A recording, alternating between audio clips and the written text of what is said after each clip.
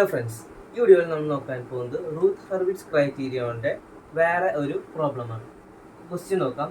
Construct Routh array and determine the stability of the system whose characteristic equation is s6 plus 2s5 plus 8s4 plus 12s3 plus 20s2 plus 16s plus 16 is equal to 0.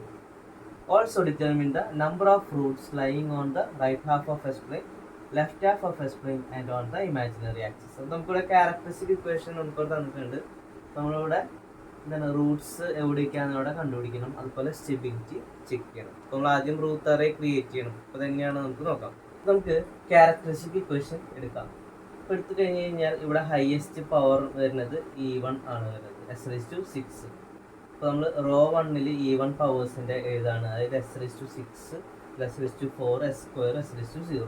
അപ്പോൾ അതിൻ്റെ coefficient ഏതൊക്കെ വരുന്നത് 1, പിന്നെ 8, പിന്നെ 20, പിന്നെ 16. അപ്പോൾ അത് നമ്മൾ ഫസ്റ്റ് റോയിൽ എഴുതും. ഇനി സെക്കൻഡ് റോയിൽ നമുക്ക് വരുന്നത് ഓഡ് പവർ എഴുതാം. അവിടെ s5 s3 s-ൻ്റെ കോഎഫിഷ്യൻസ് ആണ്. അപ്പോൾ അത് ഏതൊക്കെയാണ് വരുന്നത്? ഇവിടുത്തെ 2, പിന്നെ 12, 16 അവിടെ എഴുതും. അപ്പോൾ ഇവിടെ നമുക്ക് ഈ രണ്ടാമത്തെ റോ നോക്കി കഴിഞ്ഞാൽ മനസ്സിലാവും അവിടെ എന്താണ് എല്ലാതും മൾട്ടിപ്പിൾസ് ഓഫ് 2-ലാണ് അവിടെ വരുന്നത്, അല്ലേ? അങ്ങനെയാണെങ്കിൽ നമുക്ക് ഓരോ ഈ റോനെ മൊത്തം 2 വെച്ചിട്ട് ഡിവൈഡ് ചെയ്യാം. അപ്പോൾ അവിടെ എന്ത് വരും? നമുക്ക് ഇവിടെ 1, 6, 8 നമുക്ക് അവിടെ എഴുതാം. പിന്നെ നമുക്ക് ഇനി അടുത്തത് s4-ൻ്റെ എങ്ങനെയാണ് വരാൻ നോക്കാം. ഇനി നമുക്ക് s4-ലുള്ള എലമെൻറ്റ്സ് എങ്ങനെയാണ് എഴുതാൻ നോക്കാം. അപ്പോൾ അത് എഴുതാനായിട്ട് നമ്മൾ എന്ത് ചെയ്യുക? ഇവിടെ 1 × 8 - 1 × 6 ചെയ്യുക. ഡിവൈഡഡ് ബൈ നമ്മൾ ഈ ഒരു കോൺസ്റ്റന്റ് വെച്ചിട്ട് നമ്മളവിടെ ഡിവൈഡ് ചെയ്യുന്നത്. അവിടെ എത്ര വരാം? നമുക്ക് ഡിവൈഡഡ് ബൈ 1 എന്ന് പറയുമ്പോൾ എത്ര വരാം? 2 ആണ് വരുന്നത്.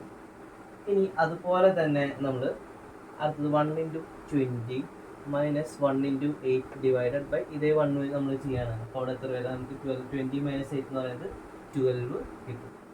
ഇനി അടുത്തത് 1 × 16 - 1 × 0 ഡിവൈഡഡ് ബൈ ഇതേ 1 തന്നെ വെച്ച് ഡിവൈഡ് ചെയ്യാം. നമുക്ക് എത്ര വരും? 16 - 0 എന്ന് പറയുന്നത് 16 എന്ന് വരും. അപ്പോൾ നമുക്കിവിടെ കിട്ടിയ നമ്പേഴ്സ് ഏതൊക്കെയാണ്? 12 ആൻഡ് 16 ആണ് അവിടെ കിട്ടിയിട്ടുള്ളത്, അല്ലേ? ഈ 3 നമ്പറും ഡിവിസിബിൾ ബൈ 2 ആണ്. അപ്പോൾ നമുക്ക് അവിടെ എന്താണ് എല്ലാ റോ മൊത്തം 2 വെച്ചിട്ട് ഡിവൈഡ് ചെയ്യാം. അപ്പോൾ അവിടെ നമുക്ക് എത്ര കിട്ടാം? 1, 6, 8 നമുക്കവിടെ കിട്ടും. s4-ൻ്റെ കോഎഫിഷ്യൻസ് നമുക്ക് കിട്ടിയത് ഏതൊക്കെയാണ്? 1, 6, 8.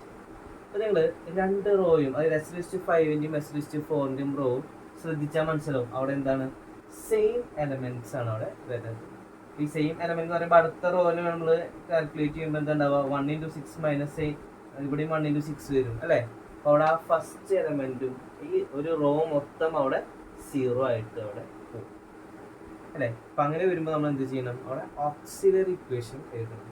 ഇവിടെ ഓക്സിലറി ഇക്വേഷൻ എഴുതാനായിട്ട് നമ്മളിവിടെ ഇപ്പോൾ ആ റോ മൊത്തം 0 ആയി പോയല്ലോ, അതിൻ്റെ തൊട്ട് മുകളിലുള്ളത് ഏതിൻ്റെ കോഎഫിഷ്യൻസ് ആണെന്ന് നോക്കാം. അത് s4-ൻ്റെ കോഎഫിഷ്യൻസ് ആണ് വരുന്നത്, അല്ലേ? അപ്പോൾ 1, 6, 8 ആണ് അവിടെ വരുന്നത്.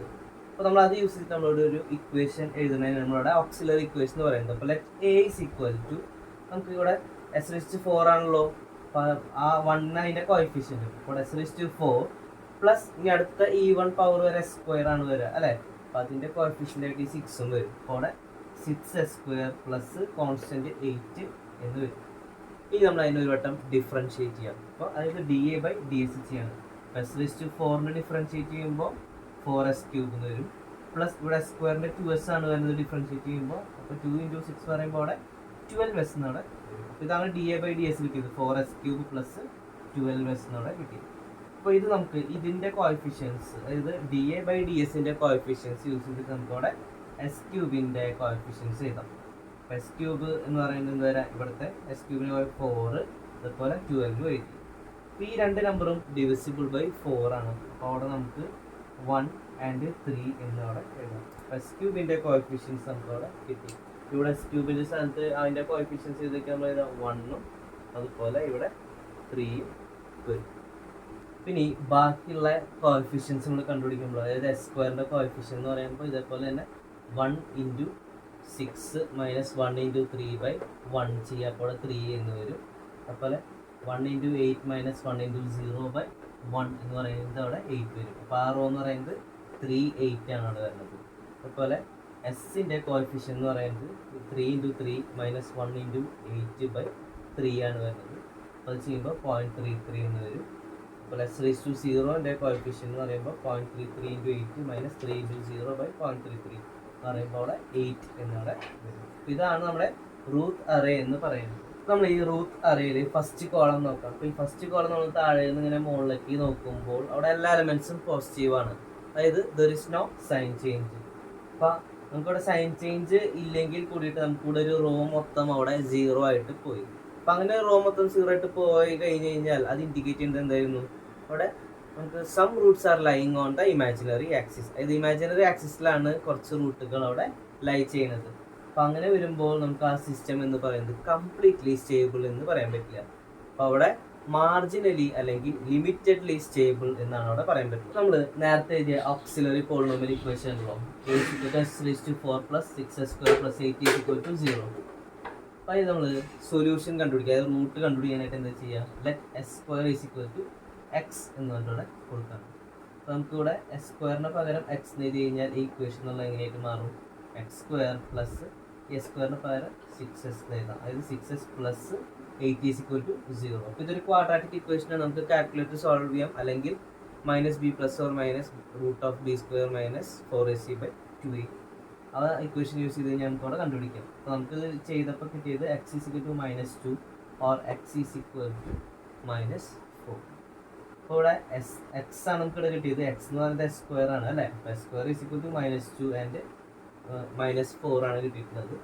ഇനി നമ്മൾ എന്ത് ചെയ്യണം? s കണ്ടുപിടിക്കാൻ ഇവിടെ റൂട്ട് എടുക്കണം. √(-2) അതുപോലെ √(-4) ആണ് വരുന്നത് അല്ലേ? അപ്പോൾ അത് കോംപ്ലക്സിൽ എഴുതാൻ പറ്റും. അപ്പോൾ അതിനായിട്ടും വരാം, ഇമാജിനറി ആയിട്ട് വരും. is equal to ± j√2 or ± j2. അപ്പം അതിൻ്റെ അർത്ഥം നമുക്ക് റൂട്ട്സ് കിട്ടിയത് എത്രയൊക്കെയായിരുന്നു? +j√2, അതുപോലെ -j√2, അതുപോലെ +j2 and -j2. അപ്പോൾ നമുക്ക് 4 റൂട്ട് നമുക്കിവിടെ കിട്ടി ഇമാജിനറി ആക്സിസ്. അപ്പോൾ നമുക്ക് തന്നിട്ടുള്ള ക്യാരക്ടറിസ്റ്റിക് ഇക്വേഷൻ, അതായത് ഹയസ്റ്റ് പവർ എന്ന് പറയുന്നത് S⁻6 ആണ്. അതായത് 6th ഓർഡർ ആയിരുന്നു. അപ്പോൾ അവിടെ 6th ഓർഡർ മീൻസ് അവിടെ 6 റൂട്ട്സ് ഉണ്ടായിരുന്നു ടോട്ടൽ. അപ്പോൾ 6 റൂട്ട്സിൽ ഈ 4 റൂട്ട് എവിടെയാണ് വരുന്നത്? അവിടെ ഇമാജിനറി ആക്സിസിലായിരിക്കും അവിടെ വരുന്നത്. ആൻഡ് ബാക്കിയുള്ള 2 റൂട്ട് മാത്രമാണ് അവിടെ left half of the S പ്ലെയിനിൽ വരുന്നത്. അപ്പോൾ അതുകൊണ്ടാണ് നമ്മൾ പറഞ്ഞത് നേരത്തെ, എന്താണ് ഈ സിസ്റ്റം എന്ന് പറയുന്നത് കംപ്ലീറ്റ്ലി സ്റ്റേബിൾ അല്ല, അവിടെ മാർജിനലി ഓർ ലിമിറ്റഡ്ലി സ്റ്റേബിൾ എന്നാണ് നമുക്ക് അവിടെ പറയാൻ പറ്റുന്നത്. അപ്പോൾ ഇങ്ങനെയാണ് റൂട്ട് ഹർവിറ്റ്സിൻ്റെ നമ്മൾ സ്റ്റെബിലിറ്റി ചെക്ക് ചെയ്യുക.